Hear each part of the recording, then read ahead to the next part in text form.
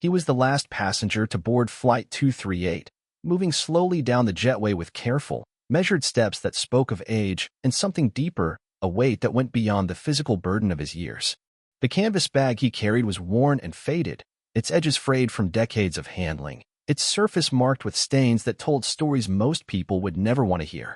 The old man said nothing to the gate agent who scanned his boarding pass. Nothing to the flight attendant who greeted him at the aircraft door. Nothing to the passengers who glanced up from their phones and magazines as he made his way down the narrow aisle toward seat 23F, moving with the deliberate pace of someone who had learned that rushing never brought back what was already lost. He settled into his window seat without fanfare, placing the canvas bag carefully on his lap like it contained something more precious than gold. His weathered hands, marked with liver spots and the thin scars that come with 8 decades of living, rested protectively over the bag's worn fabric. He stared out the small window at the ground crew loading luggage, his pale blue eyes reflecting a lifetime of memories that most people couldn't begin to imagine. To the casual observer, he was just another elderly passenger, unremarkable, invisible, the kind of person who blends into the background of everyday life. But flight attendant Maria Santos had been working for the airline for 12 years, and in that time, she had developed an eye for details that others missed. And there was something about this old man's bag that caught her attention in a way she couldn't quite explain. What she saw in those worn canvas fibers, what she noticed in the careful way he held that bag, would change everything. Because sometimes the most important stories are carried in silence, held close to the chest by people who have learned that some truths are too heavy to speak aloud. And sometimes, just sometimes, those stories find their way to the surface when the right person takes the time to really look. Welcome to the Veteran Voices. Before we continue with this emotional story, tell us in the comments from which city in the world are you watching this video today. And if you think stories like this need to be heard, hit that subscribe button to support the channel. We're growing every day, and I sincerely thank you for being a part of it. The morning had started like any other at Phoenix Sky Harbor Airport. Flight 238 to Washington, D.C. was scheduled for departure at 9:45 a.m., a routine cross-country journey that carried business people to meetings, families to reunions, and tourists to the nation's capital. The plane was nearly full, 127 passengers settling into their seats for the 4-hour flight, most of them already absorbed in their devices or conversations, treating the journey as nothing more than a necessary inconvenience in their busy lives. Robert Torres had arrived at the airport 3 hours early, not because he was worried about security lines or gate changes, but because he had nowhere else to be. At 82 years old, his days were measured not in appointments or obligations, but in the quiet rituals that gave structure to a life that had been fundamentally altered 56 years ago on a jungle battlefield halfway around the world. The canvas bag he carried had been with him for all those years, a constant companion that held everything he had left of his only son. It was an Army-issued duffel bag, the kind that millions of young soldiers had carried through basic training, overseas deployments, and homecomings that some never lived to see. The olive-green canvas had faded to a muted gray-brown over the decades, and the brass zipper had been replaced twice, but Robert couldn't bring himself to replace the bag itself. It was the last thing that had touched Michael's hands, the final physical connection to a young man who had died at 19 with his whole life ahead of him. Inside the bag were Michael's personal effects, returned to Robert and his wife Helen by a solemn Army chaplain in the spring of 1968. A Bronze Star Medal and Purple Heart, still in their presentation cases. Letters Michael had written but never sent, filled with observations about Vietnam, questions about home, and expressions of love for his parents that he had been too young and too proud to voice when he was alive. His dog tags, still stained with mud from the rice paddy where he had fallen. A photograph of his high school girlfriend, creased from being carried in his wallet. A small Bible, pages swollen from humidity and marked with passages that had given him comfort in his final days. For 56 years, Robert had carried these items with him on every significant journey. When he and Helen had moved from Chicago to Phoenix after his retirement. When they had flown to Washington for the dedication of the Vietnam Veterans Memorial, searching for Michael's name among the thousands etched in black granite. When Helen had been diagnosed with Alzheimer's and they had made the heartbreaking decision to move her into a care facility. The bag had been his traveling companion through all of life's major passages, a tangible reminder that some losses never fade, they just become part of who you are. Now Helen was gone too, having passed peacefully in her sleep 6 months earlier, her mind having released its grip on the present years before her body finally followed. Robert was making this trip to Washington alone, carrying Michael's belongings to Arlington National Cemetery, where his son was buried in Section 60 among thousands of other young men who had died in a war that America was still trying to understand. The decision to finally make this journey had come to him gradually, born from the recognition that at 82, he might not have many more opportunities to visit Michael's grave. He wanted to leave some of his son's personal effects there, to create a more permanent memorial than the simple headstone that marked the plot. He wanted to read aloud the letters Michael had never sent, to tell him about the life he had missed, the grandchildren he would never meet, the career he would never have, the love he would never experience. It was a private pilgrimage, a father's final act of devotion to a son whose life had ended before it had truly begun. Robert had told no one about his plans, had made no arrangements beyond booking his flight and hotel room. This was something he needed to do alone, in his own way, without the well-meaning interference of friends or the bureaucratic complexities of official ceremonies. As passengers began boarding Flight 238, Robert took his place at the back of the line, content to wait until everyone else had found their seats. He moved slowly, partly from age but mostly from the careful reverence he felt whenever he traveled with Michael's belongings. Each step was deliberate, each movement measured, as if he were carrying something sacred, which, in his mind, he was. The flight attendants greeted passengers with practiced smiles and professional courtesy, helping with carry-on bags and answering questions about seat assignments and flight duration. Maria Santos had been working the early shift for 6 years, long enough to recognize the regular business travelers, the nervous first-time flyers, and the families struggling with small children and too much luggage. But Robert Torres didn't fit any of the usual categories. There was something about his demeanor that set him apart from the typical elderly passenger. He wasn't frail or confused or demanding of assistance.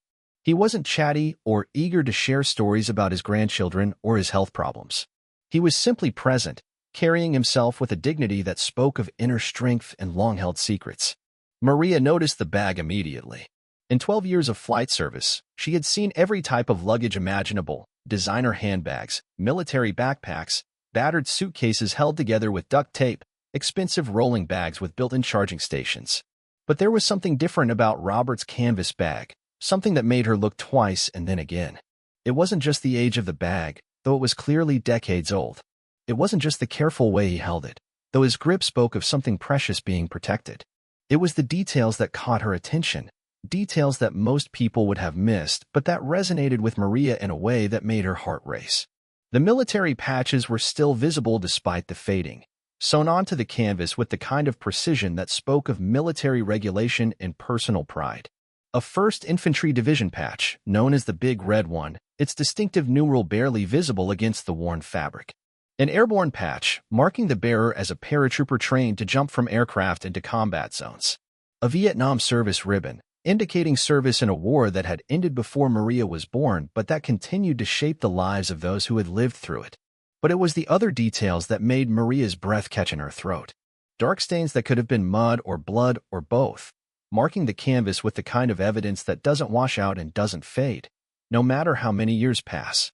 Frayed edges where the bag had been carried through jungles and rice paddies, across battlefields and through moments of terror that no civilian could fully comprehend. And then she saw the name tag. It was sewn onto the bag with military precision, the kind of identification tag that was required on all personal equipment to prevent loss or confusion in the chaos of war. The letters were faded but still legible, block capitals pressed into a strip of olive green tape that had somehow survived 5 decades of handling and weather and time. Captain Michael Torres, Kia 1968. The words hit Maria like a physical blow, each letter carrying a weight that seemed to press against her chest and make it difficult to breathe. Kia. Killed in action. 1968. Vietnam. She looked at the old man holding the bag, really looked at him for the first time, and saw something she had missed before. The resemblance was subtle but unmistakable, the same strong jawline, the same deep-set eyes, the same bearing that spoke of inner strength and quiet determination. This wasn't just any elderly passenger carrying an old military bag. This was a father carrying his son's belongings, a Gold Star parent whose sacrifice had helped purchase the freedom that every person on that airplane took for granted. Maria felt tears beginning to form in her eyes as the full impact of what she was seeing settled over her. She had grown up hearing stories about Vietnam from her own father, who had served 2 tours with the Marines and had come home with his own collection of memories and scars. She knew about Gold Star families, about parents who had given their children to a war that had taken so much from so many. But she had never been this close to one, had never seen the quiet dignity with which such parents carried their loss. Robert settled into his seat without acknowledging her attention, placing the bag carefully on his lap and turning toward the window.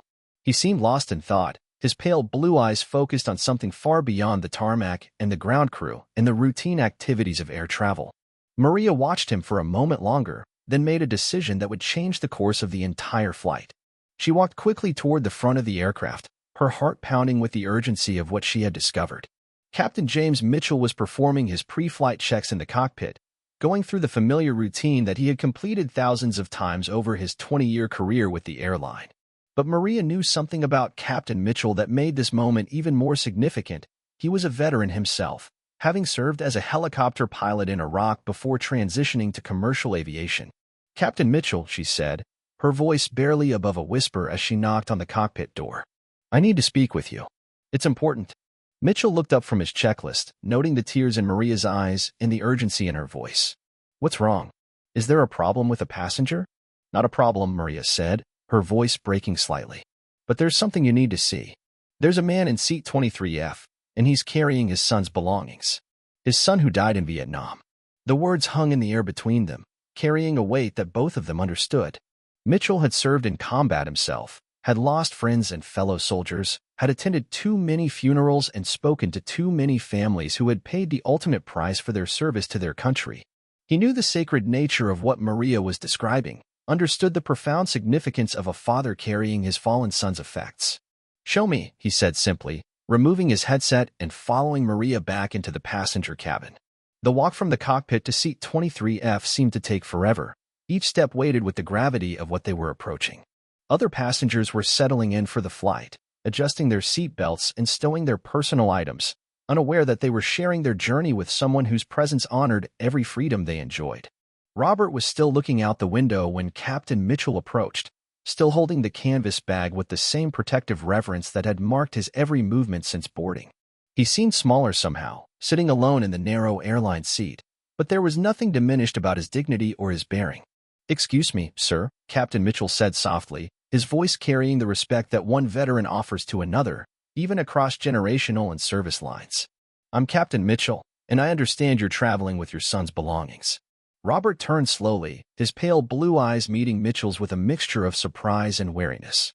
He had grown accustomed to traveling anonymously, to carrying his burden in silence, and he wasn't sure how to respond to this unexpected attention. "My flight attendant noticed your bag," Mitchell continued, his voice gentle but clear. "And I wanted to personally thank you for your family's sacrifice. Your son served so that all of us could be free, and I want you to know that his service hasn't been forgotten."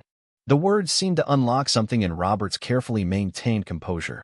His shoulders sagged slightly, as if he had been carrying a weight for so long that he had forgotten how heavy it was until someone offered to help bear it. His grip on the canvas bag tightened, and for a moment it seemed as if he might speak, might share some part of the story that he had carried alone for so many years. "Captain Michael Torres," he said finally, his voice barely audible above the ambient noise of the aircraft. "First Infantry Division." He was 19. The simple words carried the weight of a lifetime of grief, of pride mixed with loss, of love that had survived decades of separation. Mitchell felt his own eyes beginning to water as he absorbed the magnitude of what this father had endured, the years of carrying his son's memory and belongings with quiet dignity and private sorrow. "Would you allow me to make an announcement to the passengers?" Mitchell asked. "I think they should know that they're flying with a Gold Star father, that your son's sacrifice helped protect the freedom we all enjoy." Robert shook his head slowly, his natural inclination toward privacy warring with the unexpected comfort of being recognized and understood. "I don't need any fuss," he said. "I'm just taking his things to Arlington. I'm not looking for attention." "I understand, sir," Mitchell replied. "But sometimes it's important for people to be reminded of the cost of their freedom. Sometimes they need to see what sacrifice looks like, to understand that the liberties they take for granted were purchased with blood and treasure by young men like your son." He paused, then added, "Would you at least allow me to upgrade you to first class? It would be my honor to ensure that you and your son's belongings travel in comfort." Robert considered this for a moment, his weathered hands still resting protectively on the canvas bag. Finally, he nodded slowly. "Michael would have liked that," he said. "He always had big dreams, that boy." First class would have made him smile. Within minutes, Robert had been moved to seat 2A, a spacious first-class seat with extra legroom and privacy. The other first-class passengers watched with curiosity as the elderly man settled in with his worn canvas bag, unaware of the story that bag contained or the sacrifice it represented. As the plane prepared for takeoff, Captain Mitchell made an announcement that would stay with everyone on board long after they reached their destination. Ladies and gentlemen, this is Captain Mitchell speaking. Before we begin our journey to Washington, D.C., I want to share something important with you. Today, we have the honor of flying with Mr. Robert Torres, a Gold Star father whose son, Captain Michael Torres, gave his life serving our country in Vietnam in 1968. Mr. Torres is traveling to Arlington National Cemetery to visit his son's grave and to leave some of Michael's personal belongings there as a permanent memorial.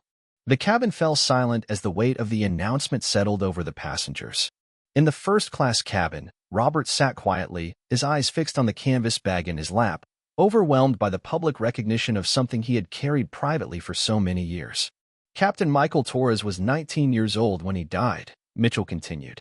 He served with the 1st Infantry Division, and he gave his life so that all of us could live in freedom. His father has carried his son's belongings for 56 years, honoring his memory and his sacrifice with quiet dignity and unwavering love. Mitchell paused, his own voice breaking slightly with emotion. I ask that you join me in a moment of silence to honor Captain Michael Torres and all the young men and women who have given their lives in service to our country. And I ask that you remember that freedom isn't free, it's purchased with the sacrifice of heroes like Michael and the lifelong grief of families like the Torres family. The silence that followed was profound and complete. 127 passengers sat in perfect stillness, each of them processing the weight of what they had just learned, each of them confronting the reality that their ordinary Tuesday morning flight was carrying extraordinary cargo, a father's love, a son's sacrifice, and the enduring cost of the freedoms they all enjoyed. When the moment of silence ended, something remarkable happened. One by one, passengers began to approach Robert's seat. They came quietly, respectfully, with words of thanks and gestures of support that spoke to something deep and fundamental about the American spirit. A businessman from Phoenix removed his American flag lapel pin and pressed it into Robert's hand. For Michael, he said simply. A young mother traveling with her 2 children knelt beside his seat and told her sons, "This man's son died so that you could grow up free. You remember that." A Vietnam veteran from the back of the plane made his way forward, tears streaming down his face as he approached Robert. I served with the big red one too, he said, his voice choked with emotion. Different time, different unit, but we were brothers. Michael was my brother. The 2 old soldiers embraced, sharing a moment of understanding that transcended words, connected by bonds forged in the crucible of war and loss and survival. Other passengers watched in silence, many of them wiping away their own tears as they witnessed this profound moment of recognition and healing. As the plane climbed toward cruising altitude, Robert found himself surrounded by a community he had never expected to encounter. Passengers shared their own stories of military service, of family members who had served, of the freedoms they had perhaps taken for granted until this moment. The canvas bag that had been his private burden for so many years had become a bridge connecting him to people who understood the cost of liberty and the weight of sacrifice. Maria Santos checked on him regularly throughout the flight, bringing him water and snacks, asking if he needed anything, treating him with the reverence due to someone who had given so much for his country. She had children of her own, and the thought of losing one of them to war made her heart ache for this quiet man who had endured such loss with such grace. Mr. Torres, she said during one of her visits, I have a son who's about to graduate from high school. After meeting you today, I'm going to make sure he understands what it means to serve, what it costs families like yours when young men answer the call of duty. Robert looked up at her, his pale blue eyes bright with unshed tears. That's all any of us can ask for, he said. That people remember. That they understand the price that was paid. As the plane began its descent into Washington, D.C., Captain Mitchell made one final announcement.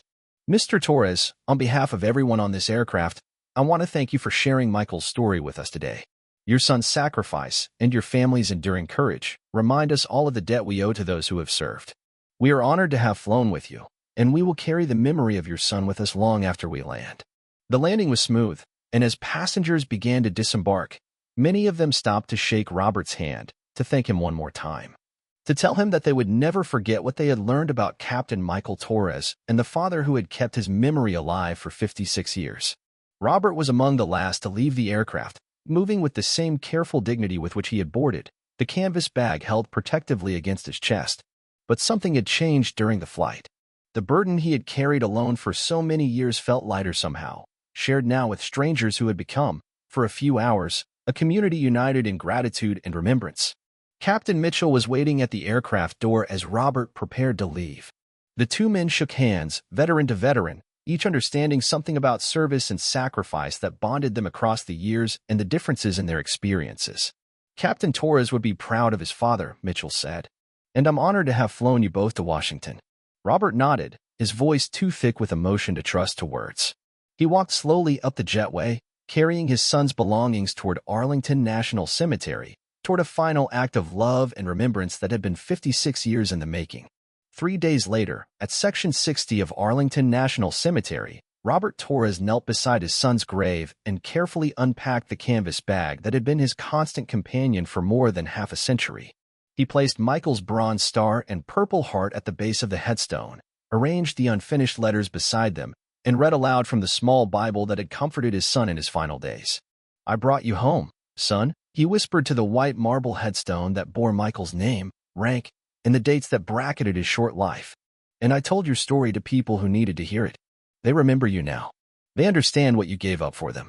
A gentle breeze stirred the flags that marked the graves of America's fallen heroes, and for a moment Robert could almost hear his son's voice, carried on the wind, telling him that it was okay to let go, that the burden could finally be set down, that love didn't require carrying grief forever. Robert Torres returned to Phoenix a week later, traveling light for the first time in 56 years. But he carried with him something he hadn't possessed when he left, the knowledge that his son's sacrifice had been witnessed, acknowledged, and honored by a community of strangers who had become, for one transcendent flight, a family united in gratitude and remembrance. The canvas bag remained at Arlington, buried beside Michael's grave in a private ceremony that Robert conducted alone. But the story it contained had taken flight, carried in the hearts and memories of everyone who had shared that remarkable journey from Phoenix to Washington, D.C. Sometimes the most important stories are the ones carried in silence, held close by people who have learned that some truths are too sacred for casual conversation. But sometimes, when the right moment arrives and the right people are present, those stories find their voice and touch lives in ways their bearers never imagined possible. Captain Michael Torres died at 19, but his legacy lived on in the father who carried his memory for 56 years and in the strangers on Flight 238 who learned that freedom has a face, sacrifice has a name, and love can transcend even the longest separation. In a world that often forgets the cost of liberty, Robert Torres and his canvas bag served as a reminder that behind every freedom we enjoy stands a young person who is willing to die for it. And behind every fallen hero stands a family that carries the weight of that sacrifice for the rest of their lives. This story was brought to you by the Veteran Voices. Before we leave you today, here's our question. Have you ever known someone who never asked for recognition but deserved more than anyone else? Tell us in the comments what they meant to you and how you remember them. And if you think stories like this need to be heard, hit that subscribe button to support the channel. We'll see you in the next one.